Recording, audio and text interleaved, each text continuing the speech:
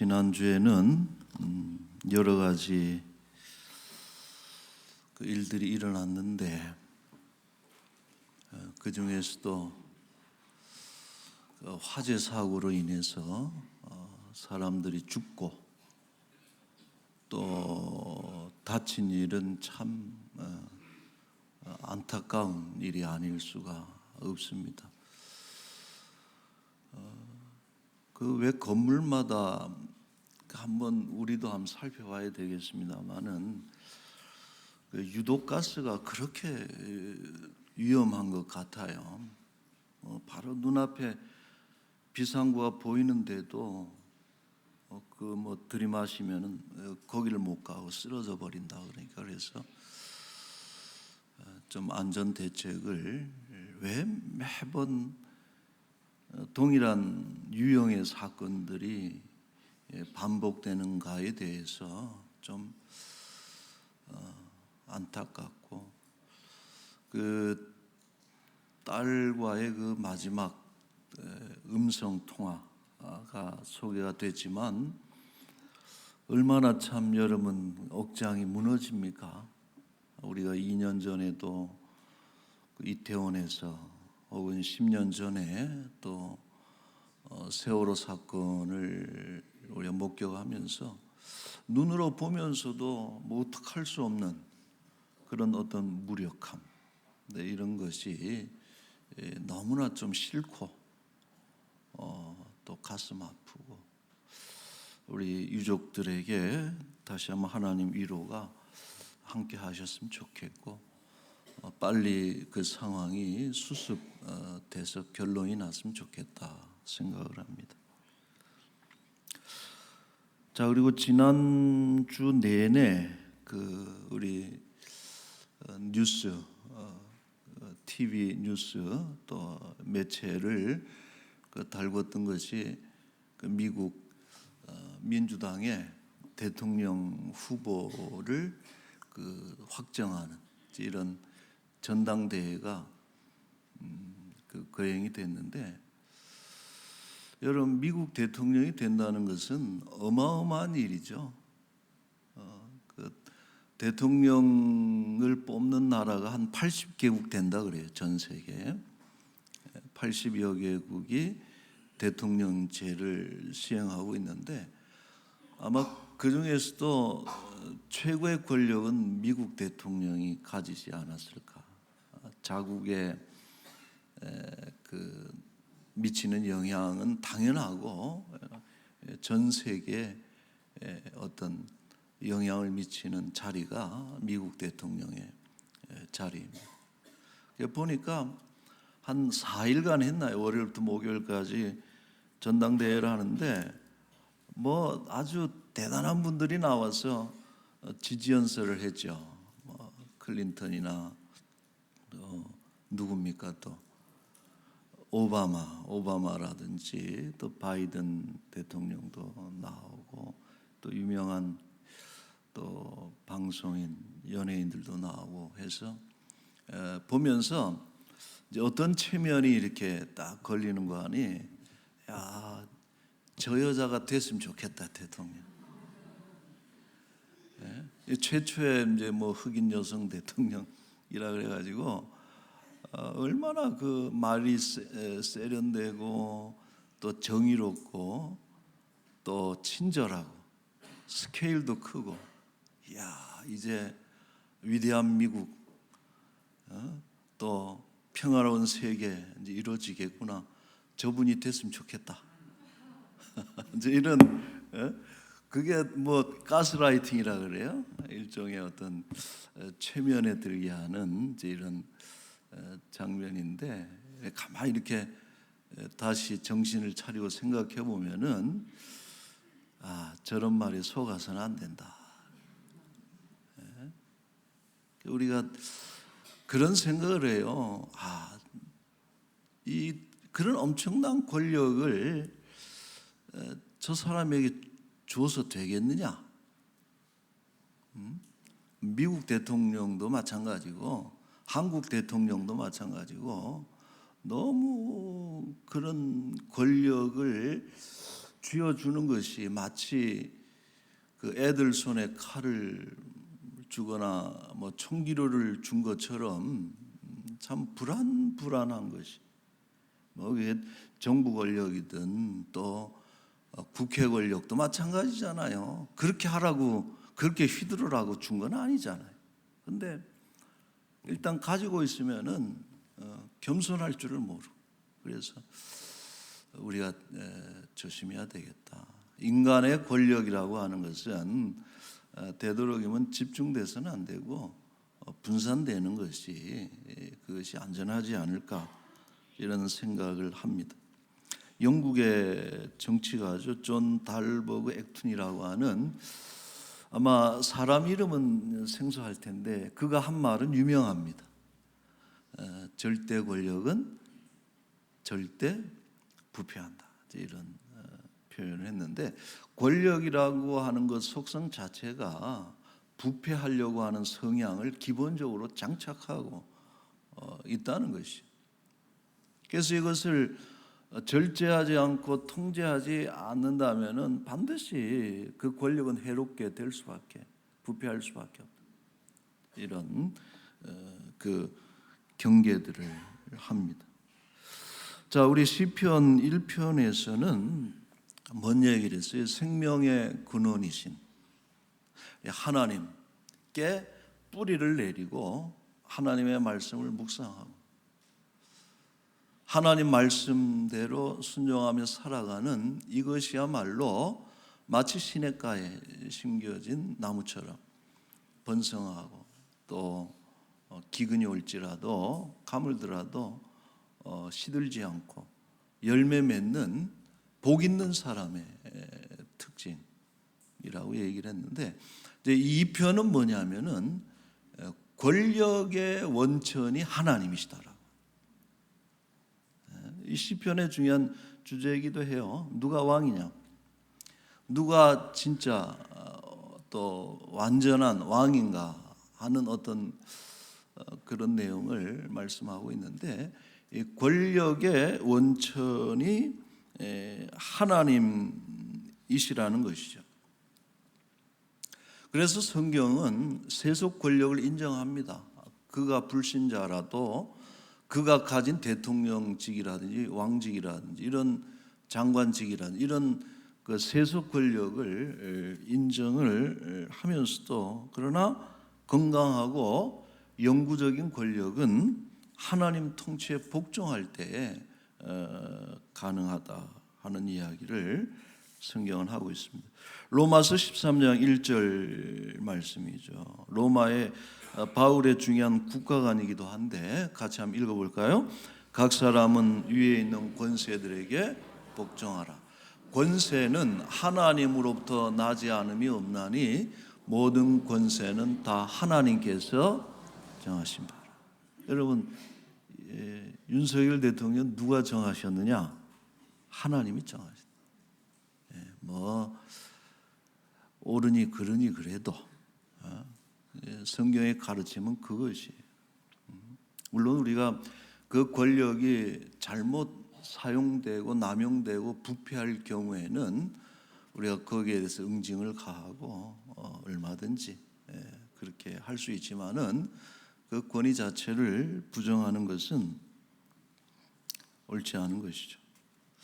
자, 그런데 오늘 이 시편에는 세상의 군왕들이라는 그런 표현을 쓰고 있습니다만은, 세상의 권력자들은 절대 자기 위에 어떤 권력을 인정하지 않습니다. 어찌 보면 그게 권력의 속성이에요. 자기가 절대 유일한 권력을 주기를 원하지, 자기 위에 더 높은 권력의 통제를 받는 것에 대해서는 아주 근본적으로 그 저항적인 이런 생각을 가지고 있습니다. 3절 말씀에 이제 그들이 하는 얘기예요. 3절에 우리가 그들의 맨 것을 끊고 그의 결박을 벗어버리자. 세상의 군왕들은 하나님의 다스림을 일종의 속박으로 이해한다.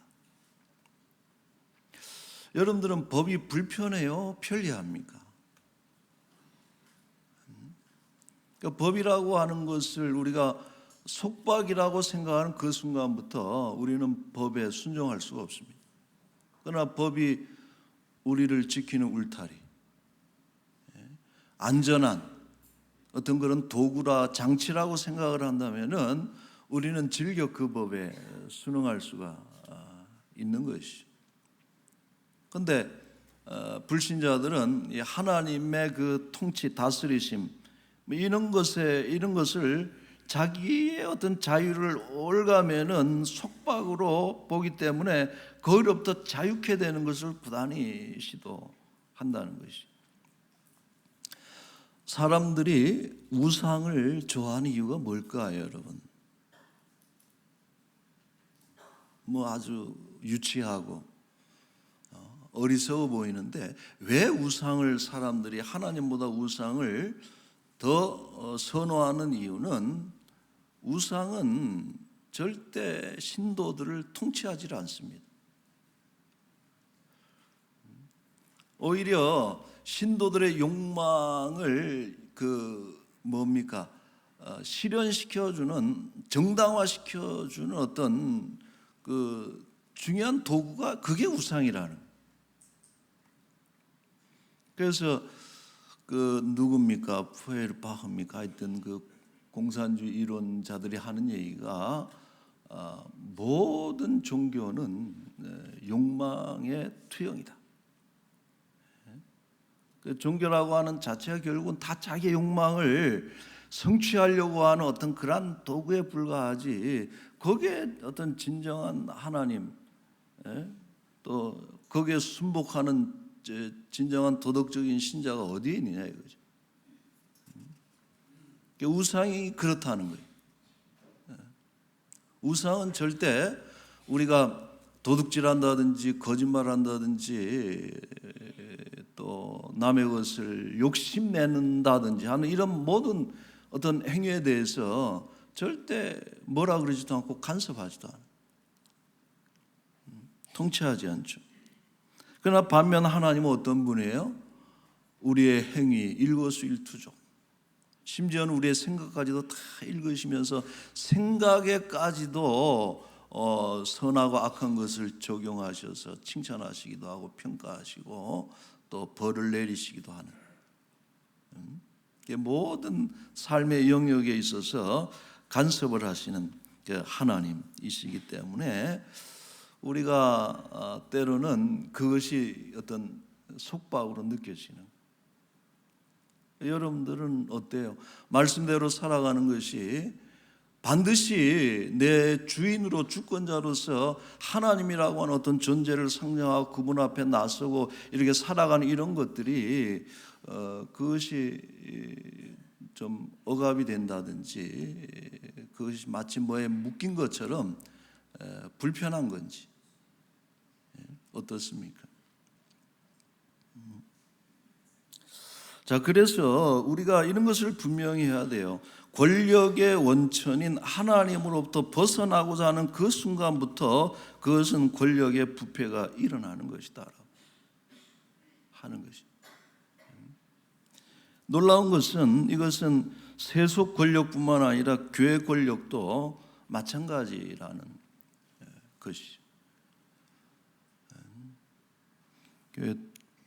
이번 지난주에 이제 제가 읽었던 책 한 권이 있는데 폴 존슨이라고 하는 유명한 영국의 저널리스트이고 유명한 작가입니다. 그래서 기독교인의 입장이 아니라 어떤 매우 객관적인 역사가의 입장에서 이제 기독교 역사라는 책을 아주 두꺼운 책인데, 자, 그가 이제 어떤 부분에 집중을 하는 거 아니? 중세 시대 때 교회 권력이 아주 왕성할 때 아닙니까?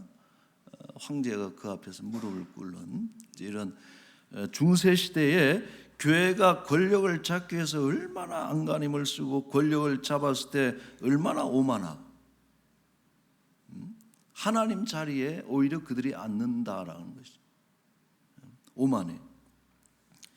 사악하고 비도덕적이고 부패했는가에 대해서 아주 읽으면 부끄러울 정도로 교회 타락에 대해서 기록하고 있습니다. 그래서 메시지는 뭐냐?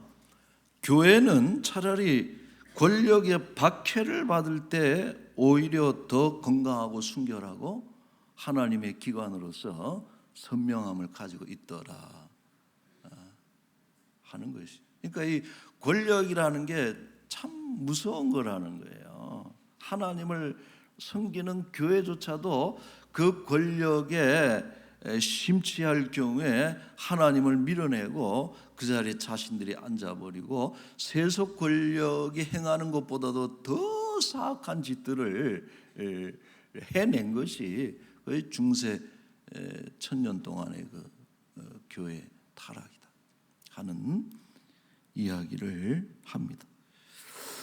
자, 중요한 것은 뭐냐? 하나님께서는 세상의 권력들의 그러한 시도들에 대해서 결코 내버려 두지 않으신다라고 하는 것이죠. 이 편이 이제 그런 얘기를 하는 거예요. 하나님을 인정하지 않고 또 기름 부음 받은 자들을 대적하고 그의 맨 것을 끊어버리고 속박에서 결박에서 벗어나자 하나님으로부터 벗어나려고 하는 그런 모든 하나님을 대적하는 이런 시도들에 대해서 하나님께서 반응하시는데 오늘 본문에 온 3단계예요. 그게 첫째가 뭐냐면 4절 말씀이에요. 4절에 보시면은 하늘에 계신 이가 웃으시며 주께서 그들을 비웃으시리로다 그랬어요. 여러분 이것도 저는 참 시적인 표현이에요. 하나님의 비웃음. 하나님은 어떤 사람에게는 미소를 활짝 보내주시는 분이지만은 어떤 인생에 대해서는 뭐랄까요? 썩소. 어떤 인생에 대해서는 비웃고 계시는. 왜 그런 거 있잖아요. 우리가 같이 하다가 씩 한번 웃고 누가 지나갔는데 마음에 걸리는 거. 저 인간이 나를 지금 미소를 보내준 건지 비웃는 건지. 우리가 하나님께서 우리를 향해서 미소를 보내고 계시는지 썩소 비웃음을 날리고 계시는지 우리가 잘 우리의 삶을 평가해야 돼요. 여러분 그 로마의 황제 중에 그 기독교를 박해했던 대표적인 황제들이 몇 명이 있어요. 있는데 그 중에 가장 폭력적이고 가장 악랄하다고 알려진 이가 디오클레티안이라고 하는 그 기독교 박해의 마지막 황제입니다. 마지막 황제인데 앞에 네로도 있고 뭐 누구도 있고 그러지만은 가장 악랄한. 그래서 303년에 그는 기독교 박멸령을 내리는데 모든 예배 집회는 불허한다. 기독교인들의 모임을 불허하고 성경을 모아서 불태우고 예배당을 불태우고 성전 기구들을 다 불살라버려. 그러니까 그는 그것을 통해서 황제의 권력을 통해서 기독교를 박멸시킬 수 있다라고 하는 확신을 가졌고 그 박해를 실시한 거예요. 그게 물경 10년이라는. 그런데 아이러니한 것은 뭐냐? 교회가 결코 사라지지 않았더라. 여러분 교회는 절대 사라지지 않고 놀라운 것은 디오클레티안이 죽은 해가 313년인데 313년에 기독교는 공식 종교로 승인을 받게 돼요.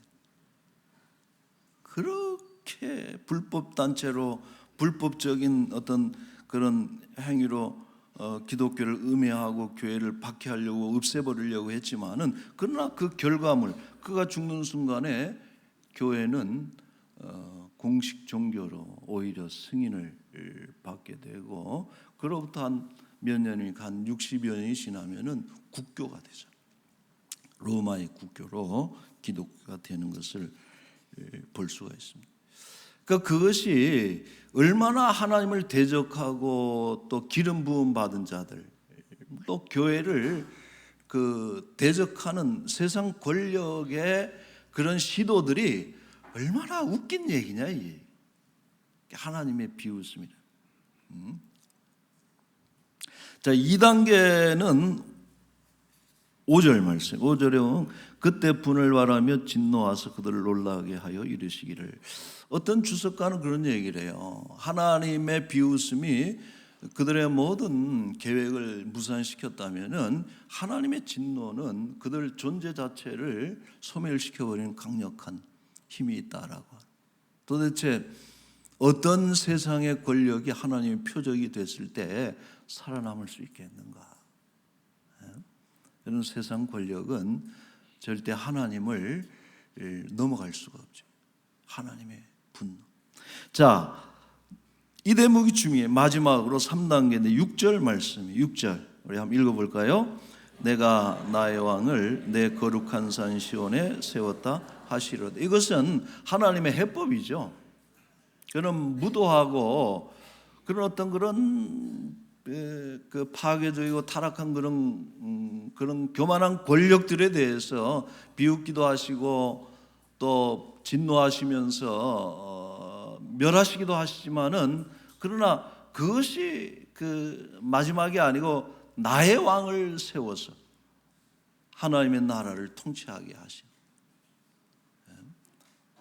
나의 왕을 시온산에 세웠다 하는 이런 그 말씀을 하는 것이죠. 자, 여러분, 이 나의 왕은 누구를 얘기하는 대표적으로 다윗을 뜻하는 거예요. 다윗과 같이. 세상에는 디오클레티안 같은 네로와 같은 그런 무도한 왕들도 있지만은 그러나 하나님께서는 다윗과 같은 하나님께서 기뻐하시는 이런 왕들을 권력자들을 바른 권력을 세워서 하나님의 나라를 이루어 가시고 통치하시는데 대표적인 인물이 다윗이라는 것이죠. 여러분, 이 시편 2편은요 어디에 쓰여진 것이냐 하면은 대관식에 사용된 시편이라. 우리가 시편을 이야기할 때 기도에도 쓰이고 찬양에도 쓰이고 모든 그 예식에 이스라엘의 예식에 시편이 아주 다양하게 범용이 되고 있는데, 자, 이 시편 2편은 대관식에, 그래서 우리가 추측건데 다윗이 왕으로 즉위할 때에 사용된 시편이 바로 이 편입니다. 우리가 다윗이 두 번 왕위에 오르잖아요. 헤브론에서 한번 올라서 7년 반 통치하고 예루살렘에서 이제 전체 남북 이스라엘의 12지파의 지지를 받으면서 왕으로 등극하는데 아마 그 예루살렘에서 왕으로 즉위할 때 이때 이 사용된 시편인데 대제사장이 아마도 다윗에게 기름을 부었겠죠. 관유라 그러죠. 기름을 붓고 혹은 그 왕관을 씌워주면서 그 선포한 말씀이 그게 7절부터 12절까지 나와. 7절에 뭐라고 말씀합니까? 7절에 시작. 내가 명령을 전하노라. 여호와께서 내게 이르시되 너는 내 아들이라. 오늘 내가 너를 낳았도다. 아멘. 이 말씀이 여러분 귀에 익죠? 너는 내 아들이라. 내가 너를 낳았다. 여러분, 왕은 하나님의 아들이라는 그런 뭐 중국에도 보면 천자라는 표현이 그런 것 아니에요? 하늘의 아들이다. 황제를 이렇게 얘기하는데 하나님께서 다윗을 아들이라. 여러분, 이것은 다윗의 왕권의 정통성을 한마디로 정리하는 글귀입니다. 다윗이 누구냐? 하나님이 세운 왕이다. 사울과의 오랜 전쟁 끝에 사울의 시대가 끝이 나고 다윗이 왕으로 등장하는데 중요한 것은 명분이죠. 정통성. 왜 다윗이 왕이냐? 거기에 대해서 하나님께서 말씀하시기를 내 아들이다. 그러니까 이것이 대제사장에 의해서 그 즉위식에 사용이 되는 거예요. 자, 8절, 9절, 특별히 9절에 보세요, 여러분. 내가 철장으로 그들을 깨뜨리며 질그릇같이 부수리라 하시도다. 여기서 장은 막대기를 말하는 거예요. 장은 막대기 장자인데 이것은 왕권의 상징이죠. 그래서 우리가 홀이라 그래요. 홀. 왕들이 들고 있는 홀, 막대기. 근데 초기에는 나무 막대기였는데 세월이 지날수록 금홀이 됐다 이거예요. 그것은 왕권의 부요함을 상징하는 건데 철장이라고 하는 것은 아주 특이한 표현이라는 거예요. 철로 만든 홀이다. 이것은 뭘 뜻하느냐? 심판의 도구고 전쟁의 도구로 사용되어지는데 다윗에게 부여된 강력한 하나님의 권능과 그 군사력으로 주변 국가들을 다 깨트려버리고 깨부셔버리고 질그릇처럼. 여러분 실제로 다윗이 왕이 됐을 때 주변에 여러분 그 5나라가 있잖아요. 그렇게 괴롭혔던 블레셋 없어지지 않으면서 그렇게 블레셋, 에돔, 모압, 암몬, 위렛, 다메섹, 아람 주변 5국이 얼마나 강력해요. 강력하지만은 그러나 다윗의 철창으로 그들을 다 정복하고서 그렇게 속을 새기더니 다윗 시대에는 다윗에게 오히려 조공을 바치고 정복 국가가 되어 사라지고 다윗의 왕권에 대한 이런 예언적인 시편이기도 한 것이죠. 자, 이처럼 여러분 이 시편은 다윗에게 적용이 됐는데 놀라운 것은 중요한 것은 후일 이것은 누구에게 그대로 적용이 되느냐? 예수 그리스도에게 그대로 적용을 시키고 있다라고 하는 것이. 그래서 여러분 시편 2편은요 메시아 시편이라는 거예요. 제가 지난주에 그 시편 속에 예수 그리스도의 흔적이 너무나 선명하다 그랬는데 이 시편 2편은 대표적인 메시아 시편. 여기서 1차적으로는 나의 왕, 하나님의 왕으로 참된 왕으로 다윗을 가리키고 있지만은 궁극적으로 누구를 가리키느냐? 만왕의 왕이신 예수 그리스도에게 적용되는 시편이 이 2편이다라고 하는 거예요. 자, 7절은 그래서 후일 여러 번 인용이 돼. 히브리서 1장 5절. 하나님께서 어느 때 천사중 누구에게 너는 내 아들이라 오늘 내가 너를 낳았다고 해. 그 말을 들은 천사가 누가 있느냐? 예수님 외에는 이 말을 한 적이 없다라는 히브리서 기자의 증언입니다. 사도행전 13장 33절에도 이 말씀이 나타납니다. 곧 하나님이 예수를 일으키사 우리 자녀들에게 이 약속을 이루게 하셨다 함이라. 시편 그다음에 뭐예요? 둘째 편에 기록한 바와 같이 너는 내 아들이라 오늘 너를 낳았다. 이것은 예수 그리스도 부활하신 예수 그리스도가 온 세상을 다스린 통치하시는 왕으로서의 어떤 그 즉위하는 예수 그리스도에게 적용된 것이. 자, 예수님이 세례받을 때 마태복음 3장 17절 말씀에 하늘로부터 소리가 있어 말씀하시되 이는 내 사랑하는 아들이라 그랬어요. 예수 그리스도를 말하죠.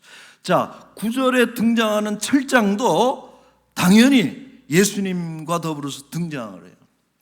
이 철장은 후일 예수님이 재림하실 때에 그 손에 철장을 들고 적그리스도의 세력, 세상에 속한 왕들과 민족들을 산산조각 내시는 이런 최후의 승리를 거두실 때 사용하신 것이 예수님의 철장이다. 요한계시록 19장 14절 하늘에 있는 군대들이 희고 깨끗한 세마포 옷을 입고 백마를 타고 그를 따르더라. 그의 입에서 예수님 입이죠. 예리한 검이 나오니 그것으로 만국을 치겠고 친히 그들을 같이 읽을까요? 철장으로 다스리며 또 친히 하나님 곧 전능하신 이의 맹렬한 진노의 포도주 틀을 밟겠고 그 옷과 그 다리에 이름을 쓴 것이 그 다음에 있으니. 자, 읽읍시다. 시작.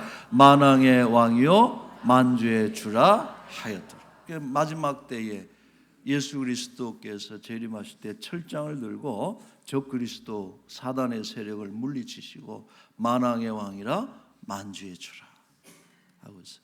이제 이런 예수님에게 적용이 되는 그런 예언. 자, 결론적으로 그래서 시인은 어떻게 노래합니까? 참된 왕이신 예수 그리스도에게 복종할 것을 말씀하는데 12절 말씀, 오늘 12절 말씀 시작. 그의 아들에게 입맞추라. 그렇지 아니하면 진노하심으로 너희가 길에서 망하리니 그의 진노가 급하심이라.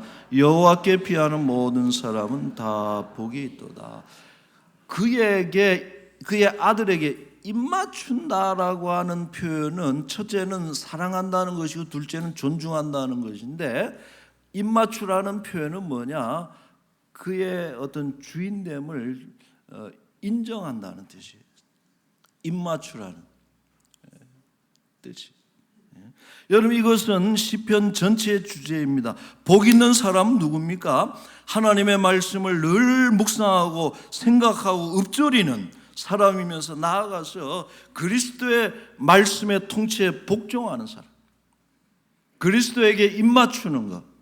막달라 마리아가 마치 향유를 옥합을 깨뜨려서 예수님의 머리에 붓고 그 발에 입을 맞추면서 온전한 나는 당신의 것입니다 하고서 그의 주재권을 주께 드리고 복종한 것처럼 그리스도를 존중하고 그리스도를 섬기는 것이, 그것이 복된 인생의 매우 중요한 본질이다. 그것을 기도하고 찬양하는 것이 시편의 내용. 자, 결론입니다.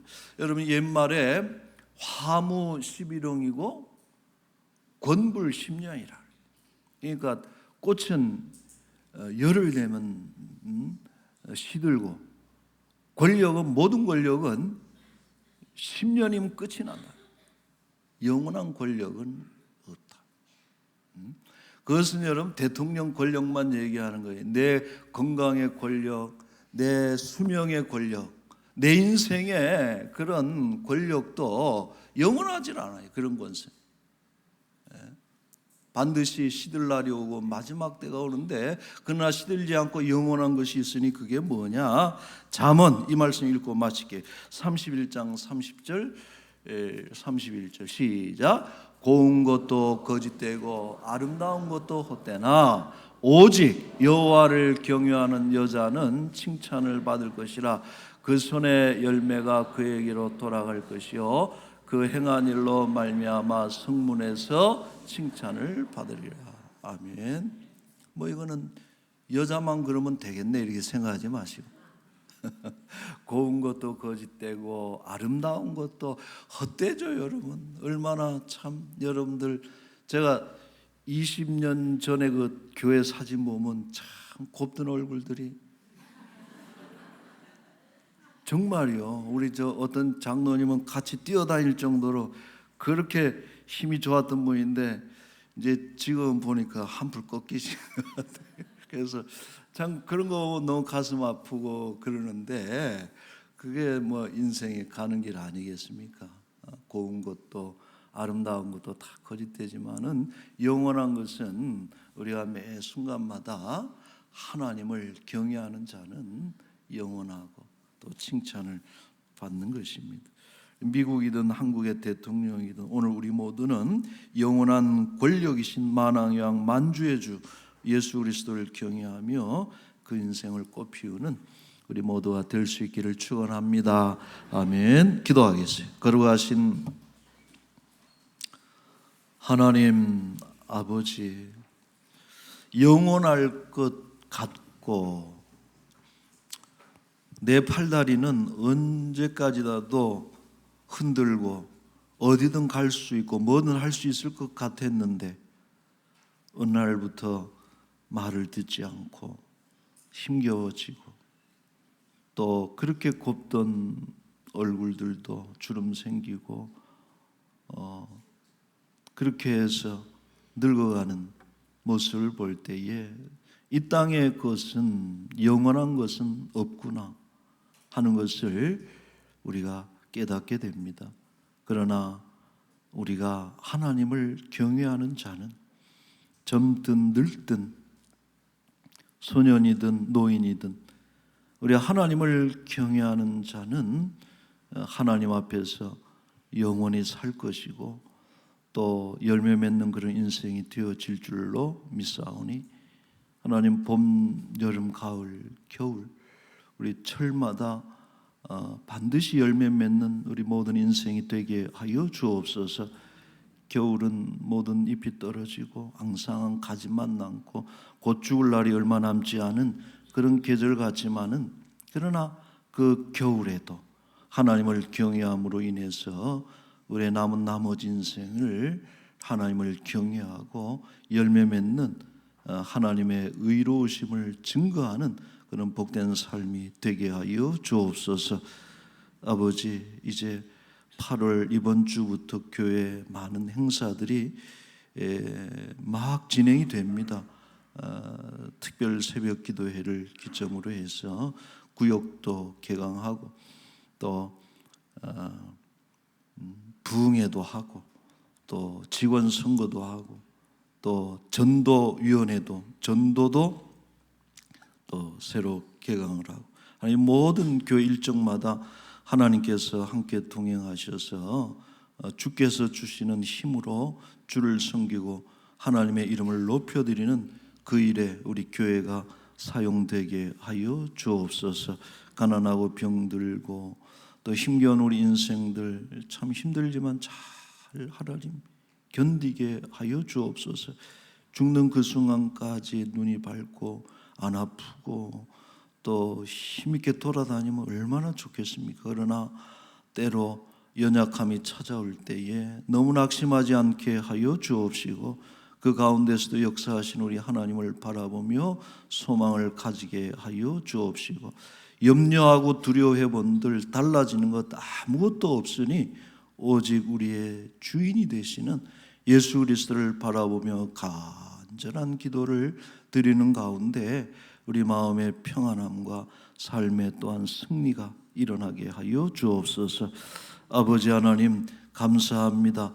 이 한 주간도 우리와 동행하시고 특별히 오늘 또 들어오면서 하나님께 귀한 것 드렸습니다. 우리 드린 손길들 하나님 기억하시고 또 혹은 마음까지 하나님 꼭 받아주셔서 우리 사랑하는 성도들의 기도의 제목들이 아름답게 이루어질 수 있도록 복을 내려 주옵소서. 감사하며 예수님의 이름으로 기도